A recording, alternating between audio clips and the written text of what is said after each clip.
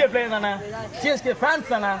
எதுக்கு தோனி இறங்குறதுக்கு முன்னாடி அத்தனை பிளேயர் இருக்காங்கல்ல, எவன் ஒருத்தன் அடிச்சு ஒருத்தன் வெளியே வந்துட்டான் அவ்வளவு சந்தோஷப்படுறீங்க, எதுக்கு? அது காரணம் சொல்லு.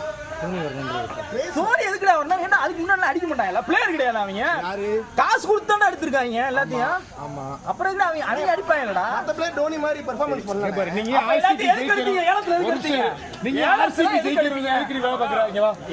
ஆர்சிபி ஜெயிக்கிறோம்னு சொல்ற. 10 டீம் இருக்குல, 10 டீம் ஜெயிக்கிறேன்னு நீ சொல்லணும். நான் இந்த டீம் அப்புறம் சிஎஸ்கே நீங்க சொல்றீங்க. நீ இப்ப அவளே ஆர்சிபி ஃபேன். நீ ஆர்சிபி ஃபேன் தானே. 182 வந்து நீ ஆர்சிபி ஃபேன் தானடா. ஓகேவா? எல்லா பிளேயரும் கான்ட்ரிபியூட் பண்ணனும். 11 பிளேயருமே கான்ட்ரிபியூட் பண்ணனும். தோனி வந்து தான் அடிச்சு கொடுப்பேன். டேய் பிரஷர் சிச்சுவேஷன் விளையாடுற பிளேயர் தானே பிளேயர். டேய் 10 பாலுக்கு 40 ரன் அடிக்கிற பிளேயர் தானே பிளேயர். அதுக்கு முன்னாடி சூப்பர்லே கோச் சொல்றியா? அவரால 10 ஓவர் நிக்க முடியாது. மொட்டி வலி. ஆமாடா. அது எவ்வளவு வாடுவாயடா. ஏன்டா அவரே நம்ப மாட்டீங்க? ஏன்டா தோனி நம்புறீங்க? அப்புறம் என்ன காசு கொடுத்து எடுக்கிறீங்க? ஒரு அன்கேப்டு பிளேயர்